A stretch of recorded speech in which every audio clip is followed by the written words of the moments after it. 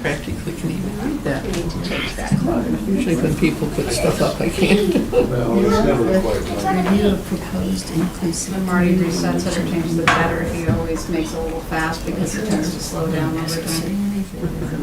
Consent But over fixed it the last time, turned on This the guy's open the consent agenda. That was, We had like an 11 o'clock. that happens when the battery gets They couldn't changed. change it. Once they post it, they can't change It's it. reset They It's can't. to- reset. Review of proposed inclusive community initiative. Right, but not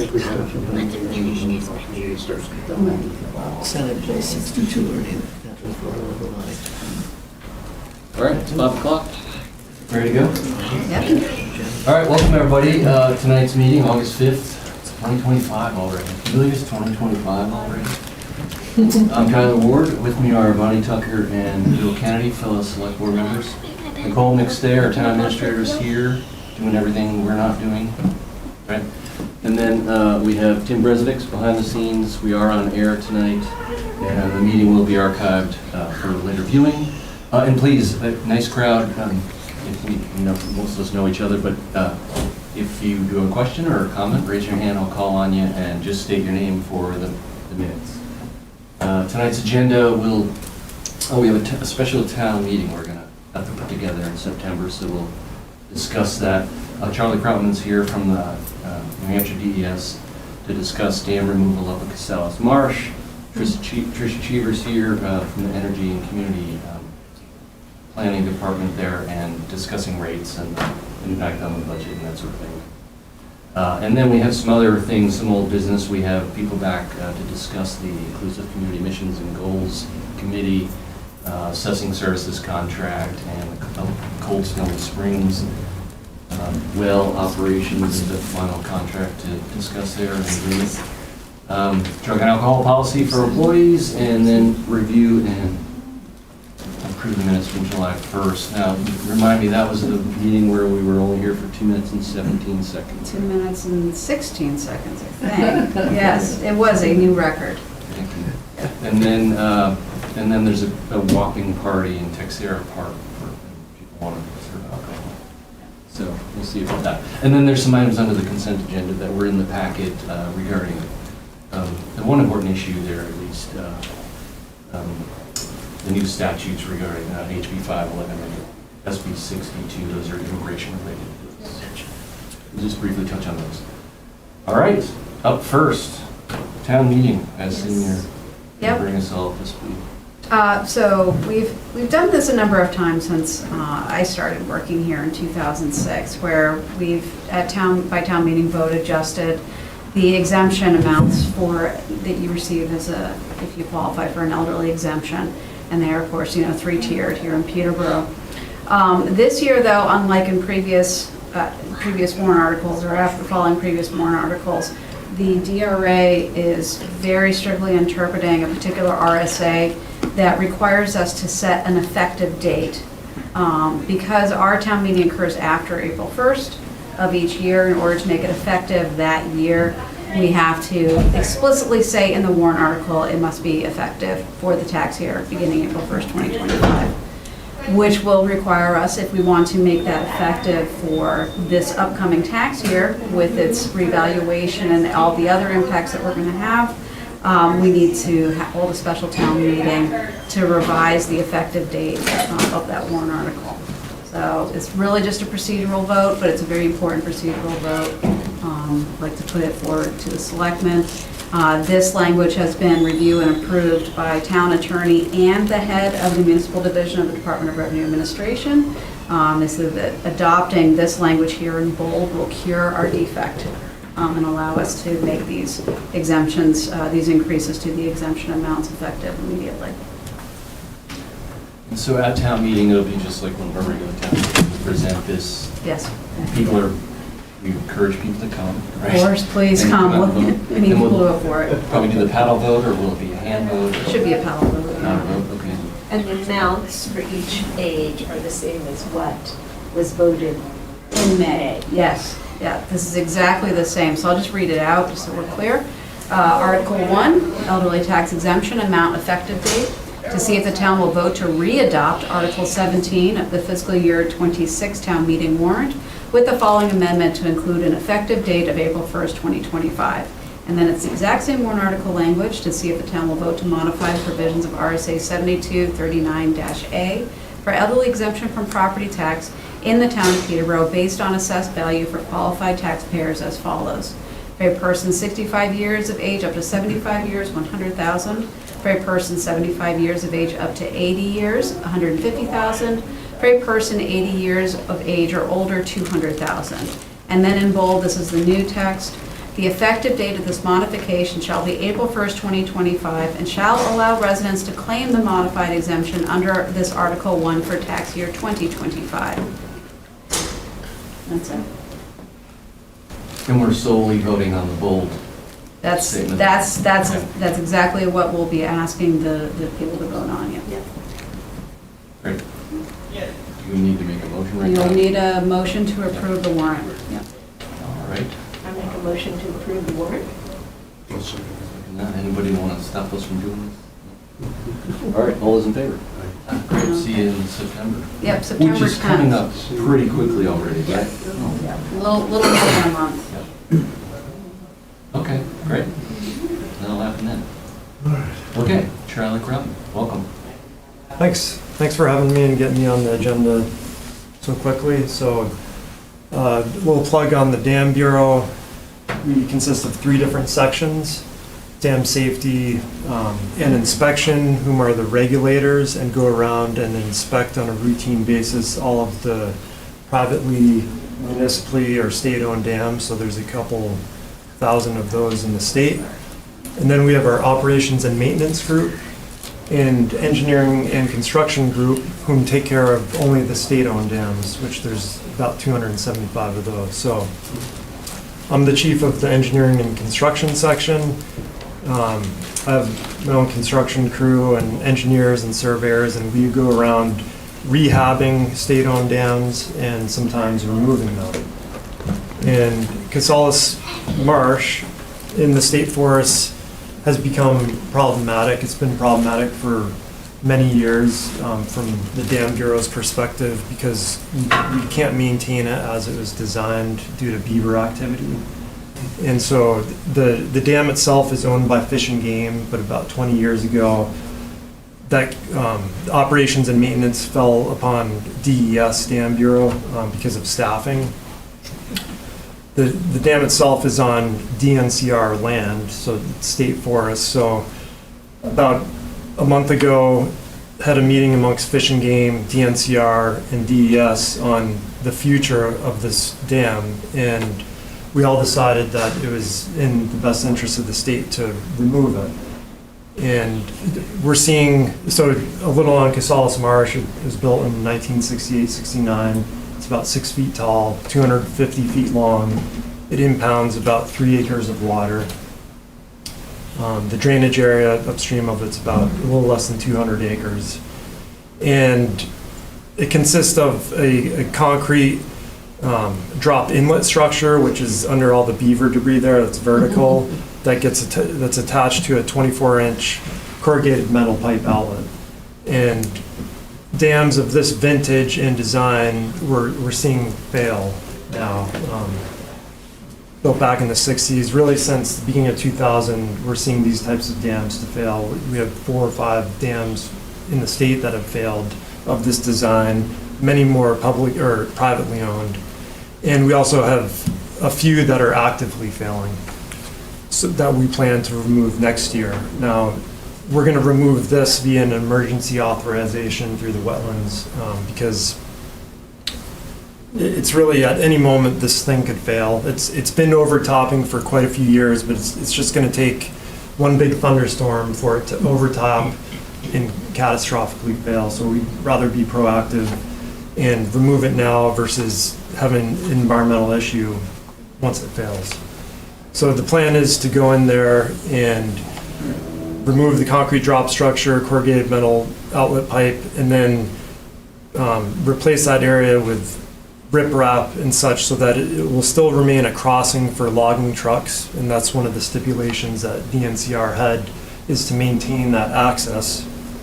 because they timber harvest on the other side of it. So it will look different, and the water will likely come down some, but we are going to leave some rocks on the upstream side of it for the beavers to potentially make some dams and ideally stay away from the actual embankment and crossing, and let it go back to its natural state. I have a couple of questions. So if there was a meeting a month ago, why are we just hearing about this yesterday or Friday when we received our packet? And I also liaison to the Conservation Commission. It's my understanding that they were unaware of this emergency Yep. as well. Yeah, I guess, Why are we just finding out now? so we wanted a consensus from the three agencies, DNCR, Fish and Game, and DES, and that, my initial email went out June 30th. We met out on site, let's see, the 22nd, and really it was the 22nd, so a week and a half ago or 2 weeks ago that the decision was made. And I think it was that Thursday or Friday that I sent a message to the town asking to see if, I could get on the select board meeting agenda and to post something on the website. And it doesn't look like there are rapids running here, and there's a dam actively with a waterfall. What is the catastrophic event that could happen if this fall fails? It looks like it's out in the woods. There's Casalis Park is almost 300 acres, or whatever it is. What is the danger here? Yeah, the danger is, well, we know the corrugated metal outlet pipe is rotted, but when I was out there a couple weeks ago, there was water overtopping as you look downstream, so the far side of the trail, the left embankment. And so during a big rain event, likely you'd have overtopping and it would create a runnel and an erosional feature, likely over the drop inlet structure, and then the earth embankment would fail.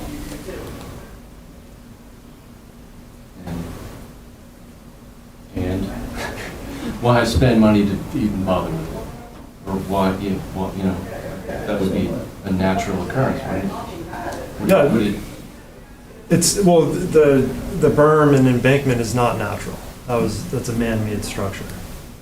sure, but at this point, it's been here so long, it's kind of the environment, right? But, So yeah. if it failed, All of the embankment material will go downstream. where? But was it Route 123? There's a crossing down there. I think it's half a mile, 3/4 of a mile till that section, but. So is your concern flooding of the road? No, that's a really big crossing, but just the turbidity for animals, fish, aquatic life, that it would be detrimental to the environment. Okay, so we're going to be helping natural resources by removing this. That's right. We're just essentially letting it go back to its natural state before the 1960s. Okay, does anybody have any questions? Yep, Francie Von Mertens. I'm on the Conservation Commission, but we haven't had time to have a meeting, so I can only speak for what I'm sure they would agree with. No. And I talked with, hi Charlie, I talked with him on Friday as soon as we got notice. And I think they're aware of that this is a really popular hiking trail network. It's featured, it's one of the stars on our open space map, public maps. I used to be in a butter right next to the parking lot, and there's,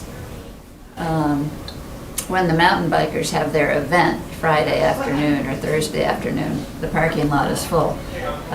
But typically there's cars or no cars, but and people are very familiar with this.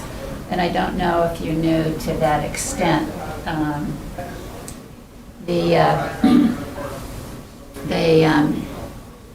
Fish and Game trapped, lethally trapped beavers there within, I would guess 6 years ago, but I'm not sure.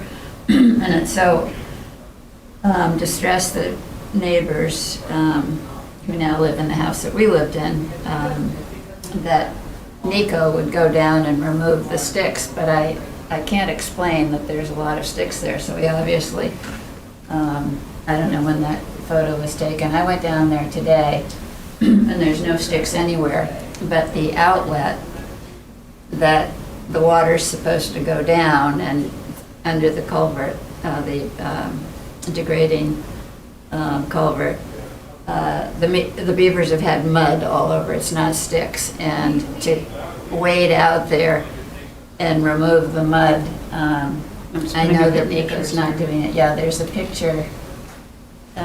That's right there. Yeah, that's what it looks like. So you would have to wade out there and do the mud, and they don't do that. And so, but there were no, our kids, we skated there, all of that good stuff. But the main, I think the main issue are two. Typically, the wetlands, when there are wetland impacts in town, the Conservation Commission is notified. We go out to assess whether the impacts are necessary, and if every effort to minimize impacts has been made. And then we want to see, typically there's engineering drawings about erosion control. And so I think the timing, I know when Inga Savoyer, do you know her, the forester up at Fox, when they're doing a timber cut, we get in advance, goals and where they're cutting. So I think, who was the fellow who, I was in a rowboat in Maine, and I got a phone call. I tried to reach someone at non-game and endangered species division. I tried to reach Mike Marchand, and I didn't get any answer back, but someone from Fish and Game called. He shared my concern. He had heard about it somewhat recently, and he shared my concern about erosion control. This was Friday, and he said he would talk to you today. Mike Dion. Mike Dion, thank you very much. And he said that non-game and endangered species had not been directly, but indirectly knew about it. And so their goal is, would be the aquatic wildlife. And we wanted to be sure that they were brought into the conversation. And they do a gradual drawdown, which will help some adjustment, but it's 6 inches. They can't draw down more than 6 inches a day. Yeah, it's 6 to 12 inches, but the problem with this site is on the 23rd, we had it completely cleared of debris, and within a couple days, the beavers plugged it up again. Well, they plugged it up with mud. Right. So the neighbors aren't removing the sticks? Well, the mud has it plugged up, so the pond came back up. So Oh, I know the mud. we're going to start tomorrow. We parked an excavator out there today. Yeah. But likely, we're going to get to a certain level, leave for the day. My guys only work Monday to Thursday, so for sure, Thursday evening to Monday, the beavers are going to go in, so the pond's going to probably fluctuate a bunch until we get it all the way down. Sure. They'll climb up. Yeah, we'll try to do it slowly, No, but on a small pond like this, it's hard to do. I think there's two things. I think the communication between the state and the town on such an important, beloved trail, everything. I know you got a letter from Mike Lambert, who's big on the trails, and maybe you'll read that into it's a short letter. And I know I think the town got a letter from the fellow who removes the sticks. And then, but we haven't seen erosion control. We don't know, best management practices. We haven't seen engineering drawings, and it's just unusual. Yeah, and it's because it's an emergency authorization. We're removing 4 dams next year, and I've already let those towns, I've made them aware. We're having public informational meetings, so this is a special circumstance. I question the emergency. I know when I lived there, which was 4 years ago, they breach periodically, and I know it's only gotten worse, but I question that. And there was an email from someone, Peter Leishman somehow got involved, and he, I don't have it with me, but I thought that the woman who responded to him said it was a priority, but didn't use emergency. There was some other, said there was not a, well, I just don't have it, but I question the emergency. And it doesn't look good to let the town administrator and the select board know that you're coming Tuesday and you're going to start work on Wednesday. And I think you kind of agreed with me, or Mike Dion did. It was probably Mr. Dion. Yeah, this isn't normal for us. We are accustomed to putting together engineering plans and all of the best management practices. Our construction crew, I know the state does that, but so tomorrow you'll see a boom go in downstream, and Yeah. they'll start putting in silt sock, et cetera, so. well, it'll be hard because the berm is a dirt berm, it's not a beaver dam. It'll be hard to avoid, you know, the turbidity that you mentioned. Yep. So it's just, here we are. And Yeah. it's I'd have quite a to question vibrant the- aquatic community. I question the emergency tag on this too. There's like gotta be another motive behind rushing to do this. And what is that? Is it the budget cuts up north that are just, you know, they're not paying for anything anymore, so let's eliminate stuff so it's not an issue anymore. And be damned if people find it a beloved place. Usually we're a town where a lot of people have put a lot of input. A lot of our constituents are very concerned about the town they live in, and they take care of trails, they take care of parks, they take care of places like this. We have a great conservation commission that does look out for this sort of thing. And the fact that they weren't involved from the beginning is a little concerning, and it just seems unprofessional from the State Department. Anybody else have anything to add about that? Well, I mean, but what I'm wondering about is what will the effect be to the trails and so on and so forth by removing the dam and rebuilding it? Are the trails going to go away? Is this area going to be transformed into something completely different? I mean, it's going to go back to its natural state, so pre-1968. The trail... I was around then, but not here. What does that look like? Is that... Yeah, based on aerial photography from back then, it's a wetland, or like a wet marsh. Okay. But then to Bill's question, what Yeah. about the trails? Yeah, so the stipulation that DNCR has is to maintain access for logging trucks. So it's going to be drivable for vehicles. I don't want to promise like a pedestrian bridge or anything like that at this stage, because I think any type of structure that goes over that, the beavers will just use that to create a dam. That's why we're going to put some rocks out on the upstream side, and hopefully they create a dam there. There shouldn't be much water running through there, so with hiking boots, you should be able to walk across it. I guess my question goes back to similar to what Tyler Ward was bringing up, which is that it's still hard to contemplate why it's an emergency, and what would be the harm of doing what you typically do, which is engineering plans, sharing with the Conservation Commission, going through the due diligence that you would typically do. What would be the harm? The harm would be it failing it's a matter of time with the stamp, so it could fail in between now and then. Right, but And it probably could have it's a public failed. menace. It probably could have failed over many sort of past months. So Yes, it could have. did you consider the possibility of doing your typical due diligence?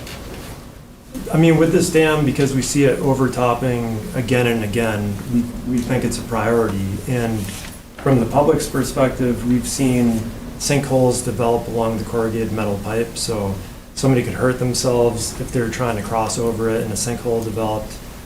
From an environmental standpoint, if it failed, it's a safety concern or environmental issue, so it's a high priority for us to remove. Seth, you had a question? Yeah, I had two little questions, if that's all right. Yeah, Seth Chatfield. Is the logging road, is this like in service of a private logging company? For the state. Is for the state's logging? Yep. Okay. That was the one question. And then the second question is, what is the effect on the beavers? I know a little bit about beavers, and I feel like expecting them to do a dam where they don't want to is probably not going to happen. Just because we would want them put stuff near, oh, they'll do it over here. Like from what I know about beavers, which isn't everything, but I do know quite a bit. They don't, they're going to do it where they want to do it no matter what people do, is my understanding. And are the beavers not doing a good enough job? Because the beavers' goal, from what I understand, is to dam up areas. So I guess the effect on the beavers and what they're doing would be my question. Well, yeah, there's a beaver colony both upstream and downstream of this area. Every 2 years, Fish and Game, based on different wildlife management areas, has a lottery for people to trap beavers. And this past year, nobody put in for this spot because it's too complicated. You can't keep up with the beavers. So, yeah, I think the rocks are a thought that they'll hopefully gravitate towards, but I don't know if they will use it or not. That's my hope. Thanks. I'm not a biologist or beaver expert, so, but based on my dam experience, we deal with them a lot, so. So this is marching ahead, we're kind of wasting our time, we're even discussing this, right? This is happening tomorrow. Yes, Francine, other? I think it's going to be done. I think they didn't do the timing that's right. And what I have here is, well, the dam is classified as a non-menace. The dam is currently overtopping and inevitably in time. And if you get an emergency permit from DES, it just speeds things up. And so I think it's part of their bulldozer plan and everything else. And so, yes, we can be a squeaky wheel and demand due diligence, and it will postpone this a month. And the beavers, and I had it wrong. I thought that Fish and Game trapped the beavers as a problem. And so you just said it's a lottery, so a private individual did the trapping. Is that right? Okay. Yeah. Thank you. I think that's important. And the beavers do move up and downstream, and they do have young, which beavers happens. So they're going to be challenged. Although I'm uncomfortable with the way the process is played out. Agreed. I think the final outcome is going to be good, returning it to its natural state, and I think that it's still going to be a desirable area to recreate in. And so my feeling is... That's the concern, right? Yeah. Okay. And like, sorry, I don't want to hold it up. Amanda Allen. Sure. 2 questions. One, what would have been the timeline to go through the normal process for due diligence and engineering plans, et cetera? And my second question is there a time in the year where this is least disruptive to beavers?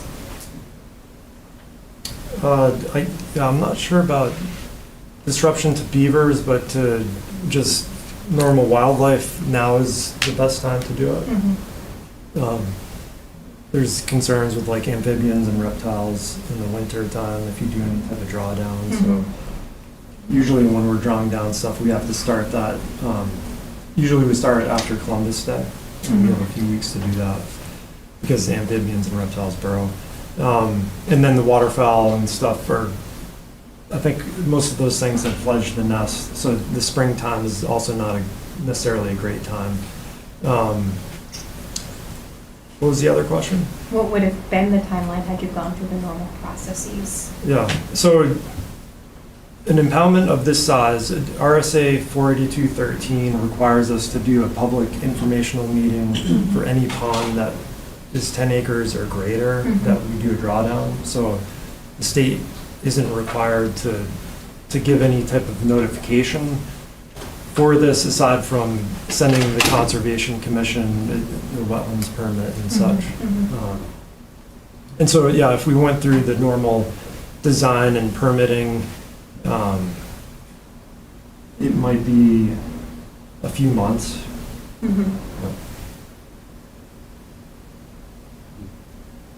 All right, well, I guess that wraps it up. Thank you, Charlie. Okay, Thanks for entertaining all of us. They'll learn something. thank you. No, thank you for really making sure, I guess. They're gonna do what they're gonna do. Don't have any say. That's okay. It's an emergency, and you don't have to listen. Well, I No, know that's concerns right. with that. Not part of the inclusivity. Up next, we have Trisha Cheever here. I see Danica Moore, our town planner as well. Part of this upcoming inclusivity. Welcome back, Danica. Bye, guys. Thank you. That was awesome. That was awesome. Nothing in your marital status. You're here to tell us we're getting free electricity for this? Yeah, free electricity for no, I'm actually here to kind of speak to what we thought we would have to vote on in terms of the next rate period. It actually turns out that we're in an annual loose contract, I guess you could say, with CPCNH. So the rate that you guys voted for back in September, I found, is actually the rate that will not expire and will continue to December 31st. So 47 of the meters are on Clean 100 and will remain at the 12.4 cents per kilowatt hour through the end of the year. So in other words, what we've budgeted is still good. Yes. Yeah, just to back up a little bit. So on Wednesday last week, I received this email announcement from CPCNH announcing the new community power rates. I went to the website, which anyone can do, and I encourage everyone to sign up for these emails because they are very informative for all of us here in Peterborough who are on CPCNH as a default energy supplier. Went to browse the interactive tables. You see there's some options there for exploring residential rates, commercial rates. I looked at the commercial rates because that's what I'm particularly interested in with regards to our municipal meters and our budget. So the rates that I included in the packet were actually related to the municipal, what I found on the website for the commercial side and the meter types that we have here. I saw the numbers and I went, oh my goodness, we don't have the budget to support Clean 100. So without making some changes to how we had envisioned our budget playing out for this year, so that's why I put it on the selectmen's agenda.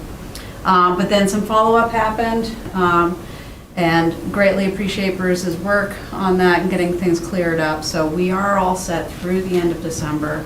But at some point, obviously, in the fall, we're going to have to come back and take a look at what the new rates are going to be, what that impact on the balance of our budget would be for the fiscal year, and also we'll be working in those rate considerations for the upcoming budget year. So. Well, as I understand it, they don't set the rates until a month before, right?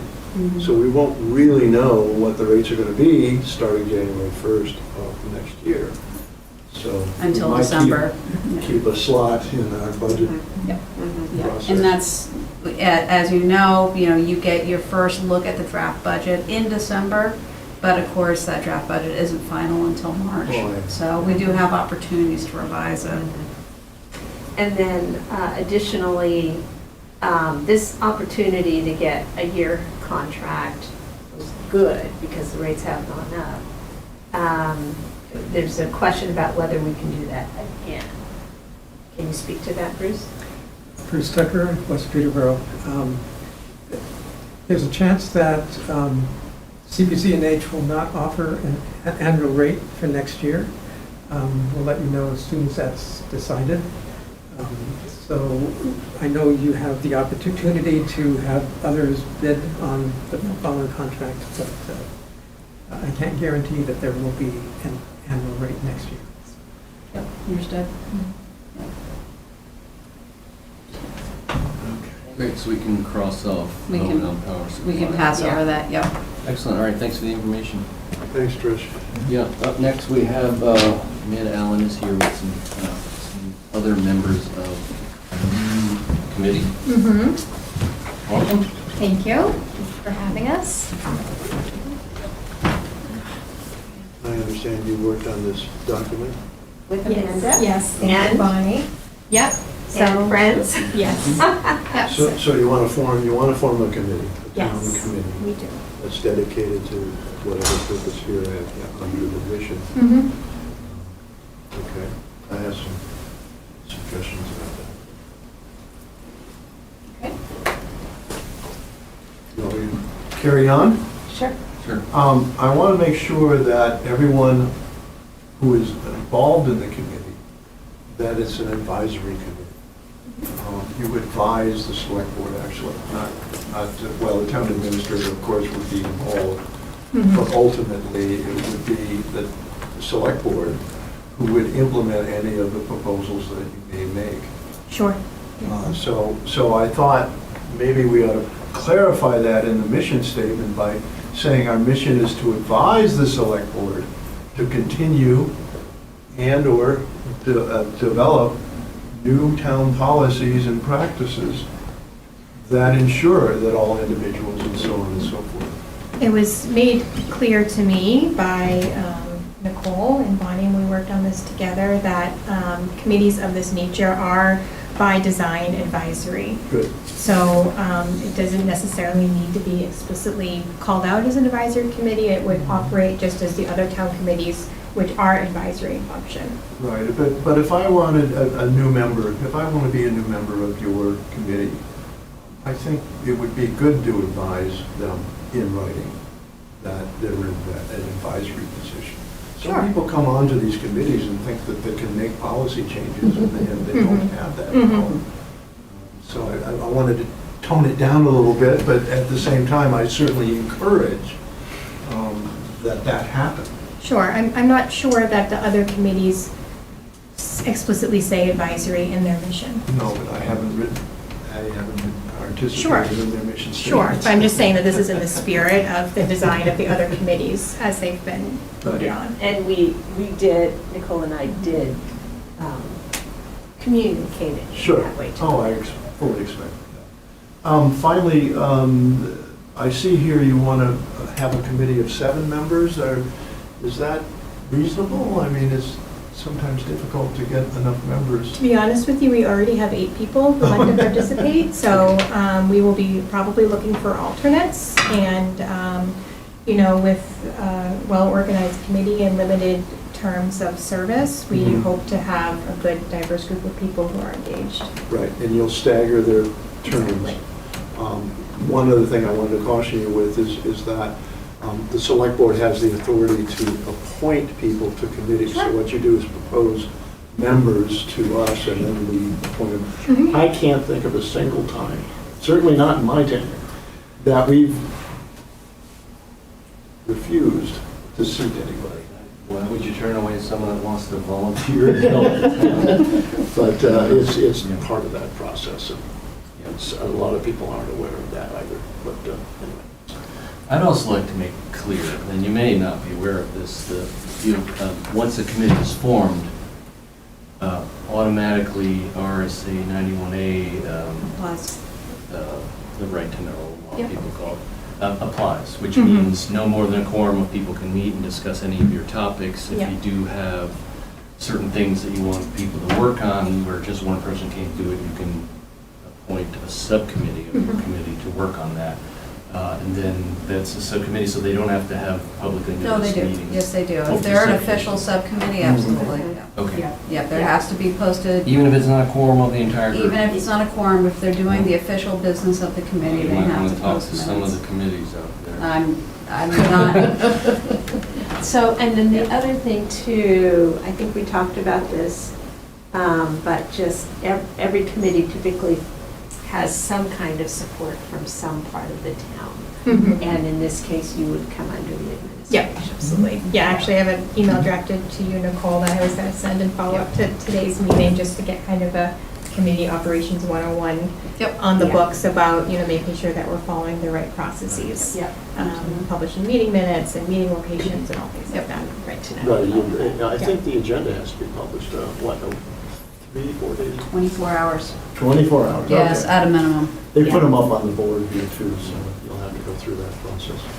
It's when you become a formal committee, there's a lot of things that are kind Yeah. Yeah, of expected of you. yeah. So no more getting together outside. No beers. Another, Working fast. yeah, another thing to mention for anybody that might be watching or someone that might view this later on is this is the second meeting, maybe even a third, where we've discussed this, and I can't remember the date of our previous meeting where you and some of the other interested people came out and pled the case for this and why, we thought it was a good idea to get something going here. So I can't remember that date of that meeting. But It was in the spring. I couldn't. Yeah, it was like in the someone spring. could look back and see how you presented it before. And now we're here. Yep. Formal. Yep. Yeah. I thought you did a beautiful job Thank you. setting it up in the last select board meeting. Yeah. And I think that has led to a very nice and succinct mission and set of goals. I would like to propose that we establish an inclusive community committee as outlined in the mission and goals of this document. As amended. I don't know, what do you think, Nicole, about the advisory? I mean, again, yes, as you said, they are all, advisory to the select board unless stated otherwise, but it doesn't hurt to include the language in the mission, so. Okay. So as amended? Yep. All right, I'll second that. Okay. Any further? All those in favor? I- Oh, yes, Seth. Are you- I'm just curious about the specific concern about specifying that this one committee out of all the advisory committees is advisory, when I thought that the revised edition had come partially from you and also in concert with Nicole. So I'm just, is there a specific concern around, like, what this committee is about, making sure that everyone knows that, we're not going to come in and rewrite that? I mean, is that the concern, or would you be adding that designation to all the advisory committees? Well, I don't know that we can go back and retrofit all of the mission statements. But I sit on a number of committees, and I've sat on a number of committees over the years in both sides of the table. And one of the things that I've noticed that people get upset and very angry sometimes that the select board doesn't take their advice. That somehow, well, I can understand you don't like it, but, the select board may have reasons, and I've seen that happen. And they don't understand necessarily that you are an advisor. You're not necessarily powerful. I mean, I understand that. I was on the zoning board for 3 years, and people join boards and also think we're going to change the zoning the way we want it to be, and sometimes that gradually happens over a long period of time. Right. I guess I'm just wondering why this committee would receive special extra. I didn't But- perceive it as being special extra for this particular committee, other than the fact that I had the opportunity to impose that. But Could I, isn't, Sure. I know the water resources was an advisory committee, and I think it had, and what's the recycling? Also a recycling center advisory committee. Yeah. So So some of it's- them say it explicitly in the title, others don't. Some of them have it in the mission, But they're written in there. yeah, the zoning board is not advisory. No, it's Right. quasi-judicial. No, I just mean, The planning board people is think- not advisory. People think what they think, and the reality may be different, Yeah, so. the Conservation Commission is advisory, but that's part of New Hampshire's, Massachusetts, they're not, they have real teeth, but we are quite respected and reasonable. Thanks, I So, just wanted to. for the most part, if policy proposals or whatever are coming out of committee, we'll typically take them very seriously. I only know of a few instances in which the select board has actually denied or not followed the advice. So what is your decision? Is it To going to be include that, advisory? some of that language. We haven't voted yet, but, Oh, we did, all in favor? Yeah. We okay. did, All right. as amended. And it won't hurt. And it's a good community to have.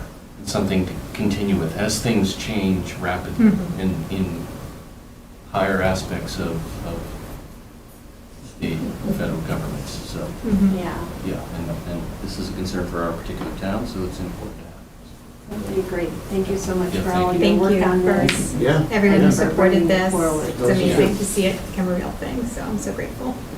This is good. All right, yeah, thanks, guys. Next up, the assessing services contract. Well, wait, we have a bunch of other boring stuff. Yes, I would. We'll read about it in the meeting minutes. Thanks, see you. I just wanted to share these with you. Oh, sure. So, assessing services contract? Yeah. You received that in your email. Anyone who's interested in the next few documents, they're fairly lengthy, so I didn't want to load them into the packet, just to weigh it down and make it impossible to navigate. So if anyone's interested in seeing those documents, just email me, and I'm happy to send them out. But the assessing services contract is going to be our first contract with Mazeroff Associates out of Keene. We had Corcoran Consulting for 25 plus years. They did a great job, and unfortunately they closed shop last winter. And Mary Beth, who had been our assessor through Corcoran, stayed on with us as a contracted employee for, up to now, which is incredibly helpful.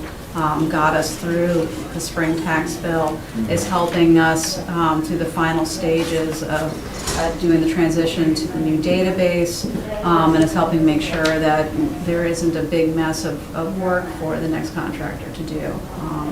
So we've negotiated with David Mazeroff out of Keene. David is very excited to hear that we're investing in Gretchen becoming a licensed measurer and lister, essentially data collector for the town, which means that she'll be the boots on the ground here doing the data collection, as well as working with to help our residents on a day-to-day basis, which really lightens the assessing contract, saves us a lot of money on that side, and makes it easier for him to take us on. He's got a very small shop, doesn't really have the staff to be the full-service assessor that we've been accustomed to in the past, but between the two, making the changes, it's going to work out well. So if you were to take our Corcoran Consulting contract and compare it to the Mazeroff contract, both of them are based off the DRA standard model contract, but you'll see differences there in terms of responsibilities. The town is responsible for a lot more in this contract than we've ever been in the past, which is great. We're very happy with how the contract came together. We've already sent it up to DRA for their review. DRA always reviews contracts on behalf of the towns, make sure we didn't miss something. We're pretty confident, though, that we caught everything, so I just wanted to get ahead of it, ask you to approve it, assuming that DRA also approves of it, or if they have some minor changes, that will just allow those. And that way I'll be able to just move that into your packet for you to sign, in some upcoming week. And then we get David on board, get him up to speed, and So, did you want to say something? No, go ahead. So, when you say the town's going to take on more, that's what Gretchen is going to do? That's what Gretchen's doing. So Okay. she's finished all of the coursework required. She's completed all the field hours under a certified assessor, who's signed off on all of her work. She's essentially ready to go. She's submitted everything, her application to the state as of 2 weeks ago now. So she should be getting her certification in the mail anytime. Well, what's the impact? We didn't necessarily anticipate Gretchen doing this job, did we, in our last budget cycle? So there's no financial impact. It's a shifting of job duties. So she is more or less moved out of DPW. As soon as she receives this certification, she will be full-time in the assessing department. So the number of DPW jobs that she was doing have been shifted out. Trisha, for instance, has taken over the solar array paperwork that we have to do on an annual basis, a monthly and an annual basis. Okay. So she's doing that work. The superintendents have taken back some of the work that Gretchen had been doing for them, things like that. Justine obviously is answering the phones when she's here and handling those calls. So that's So we shifted responsibilities around. We shifted but- some work but around. we haven't had any kind of budgetary impact. No, none No whatsoever. incremental. Yeah. And then do we see a lowering of the contract amount because Yes. of that? Yeah. And by how much? I think in the end, it'll be about, on an annual basis, 35 to 40,000. So, I mean, I have yet to really see how it totally plays out because there's also some mileage considerations and whatnot that have changed in the contract, but I expect to be 35 to 40. Thank you. Yep. I need a motion to accept that contract. Motion to accept the contract. So moved. Second? All those in favor? Aye. Aye. Great. Great, thanks. Get your way once. And then the management agreement with the town of Jaffrey and collaborating on this, the Stone Cold Steve Austin Springs. Yes. So the Coldstone Springs Intermunicipal Well Operations Management Agreement has been reviewed by the advisory committee, which is made up of staff from the two towns as well as one member of each select board. We met a couple weeks ago to review the contract. We are all set with it. You meet first, so you'll be the first ones to vote, hopefully, to approve of it. And Jaffrey meets next week to do the same. That is a packed agreement with lots of information. So it's a composition of about 300 acres, right? Yes. Between the three towns. Yep. We need that much land for a well radius? No, absolutely not. But the families that owned it wanted to sell the whole kit and caboodle all at once. So they actually, even towards the very end of the negotiations, were adding land into the deal because they just wanted to divest of their holdings. And then this becomes conserve land, or? We're hoping, yes, we're hoping to get land management in place at some point. We have not been successful yet in getting an organization to take it, but we're hoping that maybe in the future we'll be able to find a, Monadnock Conservancy or something like that who will be interested in doing the monitoring of it. But it is, It won't be developed. we're not developing it. Jaffrey's not interested in developing it, and the two towns hold it jointly. So anything that someone were to bring forward, they would have to get through both communities. And Sharon sold that portion that's in Sharon. Well, They know. They have no rights over it now. I sit on that committee. My one concern is the fact that the town of Peterborough is taking on a responsibility for the administration of the facility Mhm. as a town personnel. Jaffrey's not participating in that process. I think that's a good thing on one hand, but on the other hand, there's no compensation involved. Well, other than the staff time is included in the budget. Yeah. Right, Yeah. And that's split between the two. Correct. Right, okay. But apparently there's compensation in the sense that Jaffrey maintains the road Mhm. and Yep. around the facility. They do, yeah. And also responsible for the land. Yeah. So And whatever amount of policing. that it has seems to be a wash. Yeah, I think so too, and I do appreciate the fact that we have more expertise Mhm.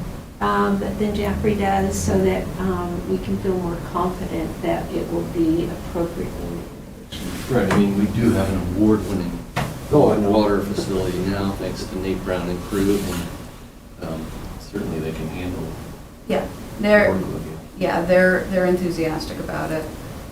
We're still waiting for the SCADA unit to arrive and be installed. That's what's holding up the project so far. But we have been assured that it will be ready for when we do the ribbon cutting at the end of the month, On the 20th. on the 21st, I think. I have Yeah. 20th on my calendar. Oh, you may be right. I'm We'll be not. waiting. No, it's that week. Yeah, I'll be sitting out at the Yeah. facility. I actually toured the facility not too long ago. It's really quite impressive. Yeah, it is. Anyway, yeah, I've got it. Oh, you're right, 21st, sorry. And I do believe that's at 11. I believe you're right. So I move that we accept the agreement, I'll second Cold that. Springs. I'll second that. All those in favor? All right. Aye. Nobody's gonna stop us now. Well, you guys might. Now we have water. We got a lot of power out here tonight.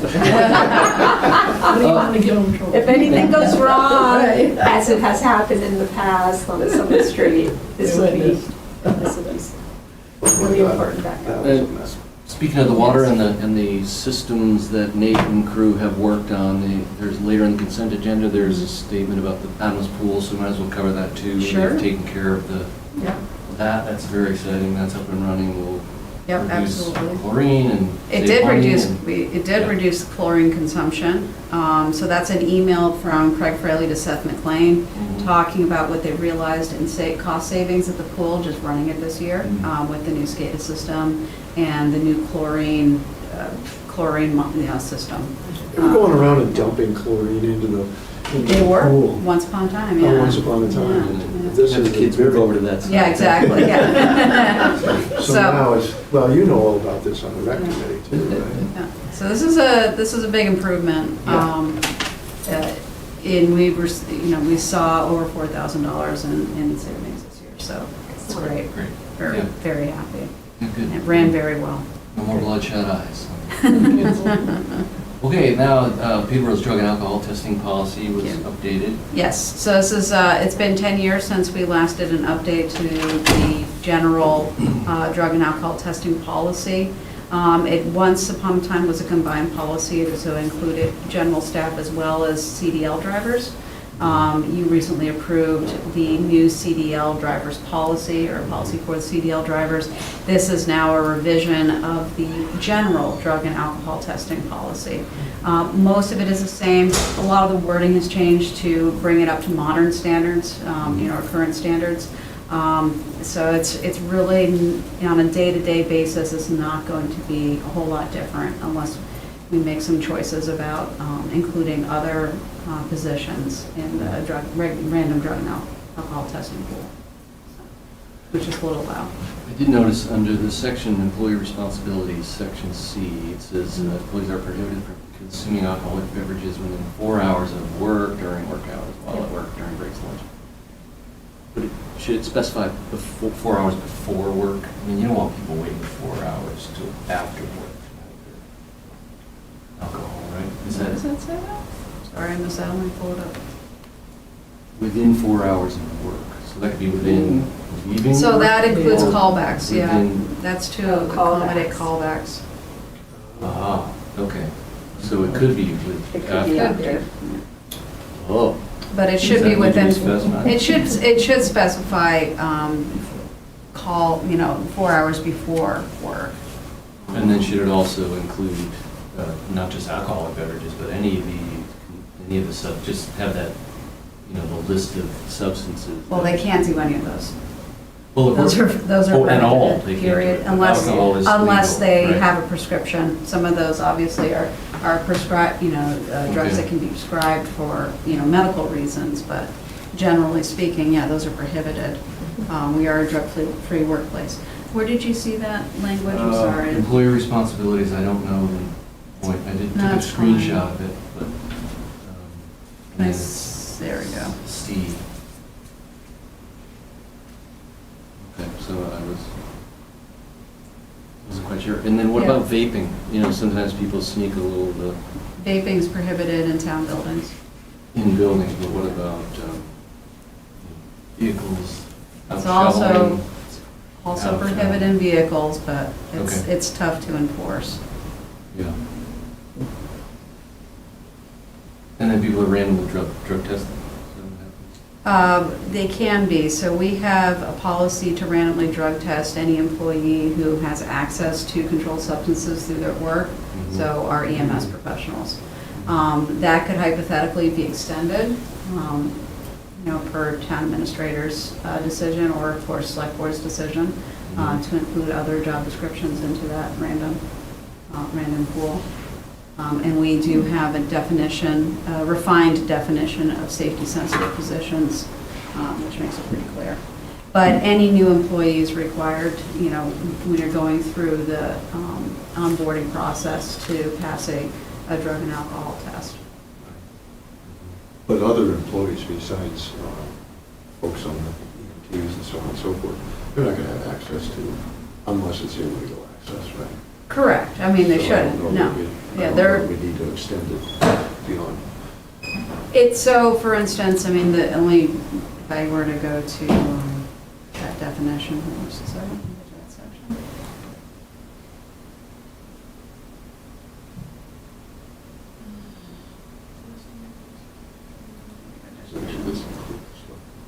No. It does not include elected officials.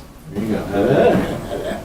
It does include safety-sensitive positions, which means a position that requires an employee to carry a firearm, work closely with an employee who carries a firearm, perform life-threatening procedures, work with heavy or dangerous machinery, work directly with elderly residents, work directly with children, work with detainees in a correctional system, work with confidential information or documents pertaining to criminal investigations, work with controlled substances, hold a position in which a momentary lapse in attention could result in injury or death of another person. The determination that a non-CDL position is a safety-sensitive position shall be made by the town administrator or designee in consultation with the appropriate department director. You added an A between is and safety, so you might want to edit No, that. I might want to edit that. You don't Yeah. need to do that. You do need to. Yeah, so it probably should be in there. Is safety. Yeah, it should be, there should be an A in No, not necessarily. 'Cause it doesn't No. say Well, position. position is quote Right, right. safety. It's safety sensitive. Okay. I think it's fine. Yeah, it is fine. Yeah. Okay. Great. No more editing. Okay. We should discuss that. All right. I'd make a motion that we approve this updated drug testing policy. I second it. All those in favor? All right, anybody read the minutes from July 1st? It took less Oh, my than 2 God. minutes and 17 seconds to read those minutes, How didn't many, it? how many words were there? About 25? I'll make a motion to approve it. I second. All those in favor? Aye. Okay, so someone's having a wedding in Texiera Park. Texiera Park, Yep. and they have a 3-hour window for champagne. For champagne, just champagne. Just champagne, No is that bar. the specific, like? That is the request. They would like to serve champagne to the guests. So no open bar, no other alcohol. Chief Gennard's fine with this? Did he- I haven't put it past weigh in? Chief Gennard yet. I'm sure he will be just, he'll appreciate the heads up, but it doesn't take place until October. I wanted to make sure the board approved of it first before I sent it over to the chief. Have we had champagne parties in Texiera Park in the past? Not Or that any I know parks, of. State law doesn't usually allow it. Well, so we do allow service of alcohol in the parks with the select board permission. The state law will allow it. So this isn't service to the public, it's service in a private party. It has to be typically, so for instance, if you were to hold a festival event or something like that, if we were to have like Peek into Peterborough and there was a wine tasting, it would have to be in a cordoned off area. You would have to have someone controlling the access to that cordoned off area, checking IDs, that sort of thing, stamping folks that are allowed to receive, alcohol, and then you would have to have a licensed bartender. There would have to be insurance, and so on and so forth. And none of that would apply here? It's up to the board if you want to impose those kinds of conditions. It's not an open bar and it's a private party. I think that they are going to control it. It's a It's a wedding. wedding, yes, it's a wedding. Yeah, I asked those questions because that was where I was coming from. It's an open bar, that could be concerning. Yeah. But it's just one for the guests, that's it. Yeah, and I think that's a condition you could very easily apply to this. Sure, and we'll learn if it works, great. If it doesn't, Well, we Hopefully no one gets hurt. could monitor it. We could join you in. get an invite to the See wedding. if they'll let us in. All right, so I'd make that motion to approve this request. I see. It's one time, of course. All those in favor? Okay, bye. Okay, have a fun time. Now, we did have another, I know it's been on people's minds, the New Hampshire Municipal Association's response to the new bills regarding immigration status and police work and that sort of thing. Can we get an update on that? There isn't much to really say. So New Hampshire Municipal Association did release what they're calling guidance on the new statutes, but really what it is just a one-page summary of the new statutes. There's really no, guidance as to how to apply these to governance. So, which doesn't surprise me. These are really policing type rules. I mean, other than don't declare yourself a sanctuary city, which of course Peterborough has not done yet. And I don't believe it is on your agenda to do so. There is, of course, a clause in one of the, I forget which one, but there's a clause saying that you can't prohibit the police department from entering into an agreement with immigration control. That's not an issue here. Chief Kennard has no intent of doing immigration controls work for them. They have enough of their own work to do as it is. And so, having reviewed it again, the chief and I do not see that there is any conflict between the state statutes as they have been passed and signed into law and what the town of Peterborough's practice has been up to this point. Including our ordinance. Including our ordinance. There's no obvious conflict there. Now, we still have yet to receive guidance from Police Standards and Training Council. For whatever reason, it's taking longer than usual for them to issue any guidance, so we're still waiting. They may be waiting till closer to January when they actually start to take effect. That'd be my guess. For the second bill. The second bill, yeah. Yeah. But for now, we're just staying the course. Staying the course, yeah. Is there anything you wanted to add to? I would just want to be sure that's in the minutes, Sure. so that the public can know the position of the town. And it is just the first bill at this point, which was just implemented on June. And my understanding from the ACLU and others who are very closely following this is there are many remaining questions relative to the bill that would be implemented in January, and waiting for guidance on that. So, but I appreciate your putting this on the agenda and putting it in a way that if those who want to know the current position, it's present, or if you have to refer back to it, you have it documented. So that's great. And if you could just identify yourself for the minutes. Oh, I'm sorry, Mary Valier Kaplan, Peterborough. Thank you, Mary. Good, thank you. Great. Anything else? No. Oh, there some of the. You want to talk about the fireworks permit? Sure. Oh, Yeah. What Yep. about? So Madeline. We don't have Cadle- enough fireworks down. Yeah, go ahead. Madeline Cadle's a resident off of Old Dublin Road, or not Old Dublin, sorry, Dublin Road, Route 101. She lives off a shared private driveway out there. She regularly hears a lot of fireworks from her neighbors, or just reflective off the hill. She finds them very disruptive. She and I had a nice phone call shortly after the 4th of July. She said, does the town of Peterborough have a permit? I said, no, we don't have any kind of fireworks permits, nothing like that. Fireworks are legal in New Hampshire, and the town's never sought to restrict them. So she said, well, I'd like to do some research into it. I said, by all means, and so she did, and she found that there are some surrounding towns that have permits. Ringe is one of them. She emailed that to me and to you, hoping that the board may consider some kind of a permitting process. After getting her email, I looked into it as well, and I found a few other samples. I talked to Chief Walker. He doesn't disagree. He thinks that having some kind of control over fireworks, particularly when, if we have another very dry summer like we've had in, recent years, it would be good to have some control over whether or not fireworks are occurring. So it's, coming at it from the fire safety perspective, it makes some good sense. So he's working on, something for the board to look at if you so like. Okay, good. Yeah, I read the Ringe policy. Yeah. There were a couple things in there I really liked. One, a lot of it relating to fire safety, a certain distance from buildings, not being able to do it if the fire risk is too high. So there were a lot of good elements in there.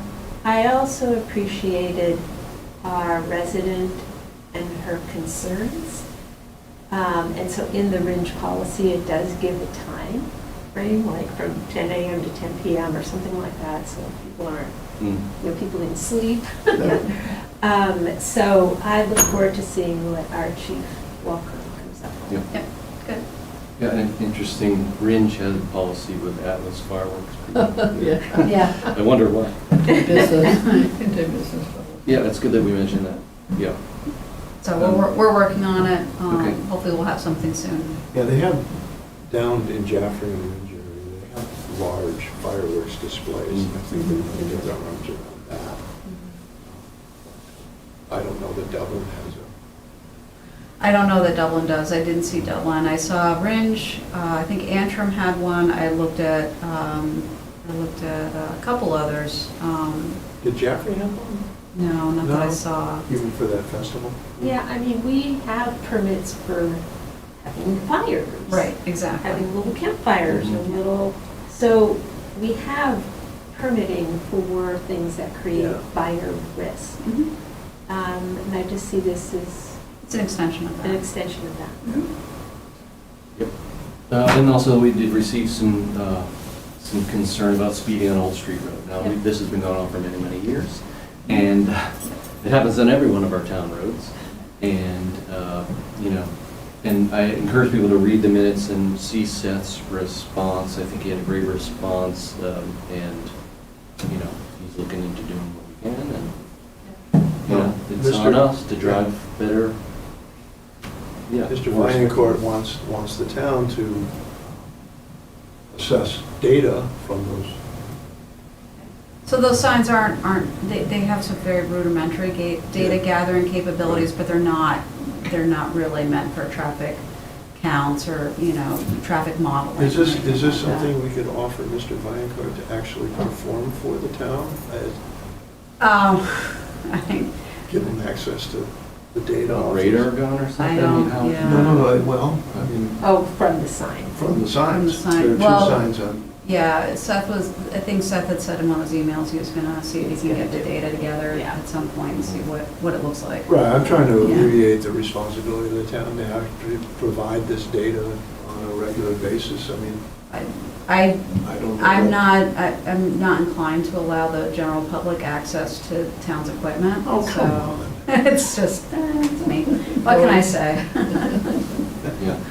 But we'll Well, see, it's- we'll see it's- what kind of information we get from The it. speeding is not exclusive to Old Street Road. It's certainly That's not. certainly not. I mean, Old Street Road is one of the more heavier traveled town roads, no question about it. It happens on Union. Union Street's Pine as far as- Street. Pine, the Granite. Yep. Well, Granite's not a town road, that's state highway.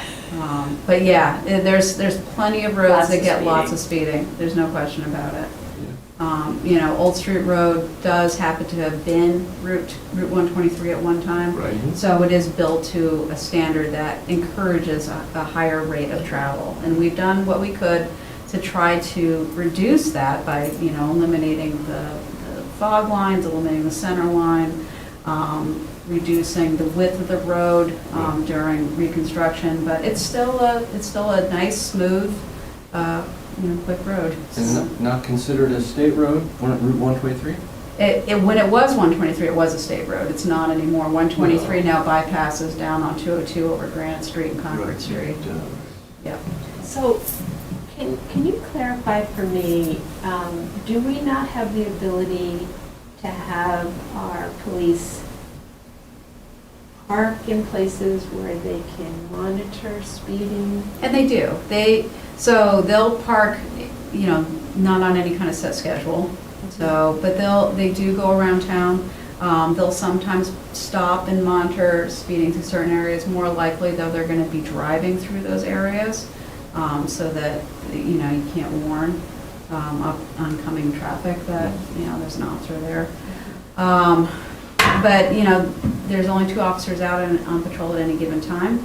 We have 76 miles of roadway for them to patrol, just in Peterborough, 76. And then there's the additional roadway in Sharon that they patrol as well, and I'm not sure how many miles of road that is. So it's a lot to cover for just 2 officers, so no one's going to necessarily see them, at any moment in time. But they are out there. They're out there a lot. They're on Old Street Road often. I used to live on Old Street Road, so I can attest to that. They're out there on, quite I'm just frequently. wondering if they could do some kind of concerted, just certain points in time, just concerted effort on Somebody's busy. Well, but people will speeding slow roads. down when they see them, and then as soon as they're gone, they're speeding again. It doesn't, there's no deterrence in seeing, I mean, they would soon have as- to get tickets. I Yeah, mean, we they could would make have to- fake police cars and Right, park them do that. around town, you know, but, There's no permanent solution, but we have done that, you know, we've targeted certain areas in the past, as Tyler said, to mix results. It's a challenge, it really is a challenge, and oftentimes, a lot of it is perception too. People, you know, standing on the side of the road feel like cars are going by a lot Yeah, faster than they yeah, actually yeah. are, a lot of times. So there's a certain amount of observer bias. yeah, 30 miles an hour is pretty fast. It looks pretty fast, yeah, it really does, Well, this is where the data gathering does help us, yeah. because now you can get an average speed and so on and so forth. And so, to counter some of that perception. Right. Or you have old men like me standing out at the curb, slow down, you! And, all right, great. Okay. Thanks, everybody, great meeting. Motion to adjourn. Second. All those in favor? Oh, you just jumped on that one. All right, thanks for coming. Yeah, thank you for coming. Can I get you guys to sign? No, Yes. Thank you. no, I gotta go home. And I will tell you, I I'm haven't not even always closed sure that what we yet. want to have in the minutes, but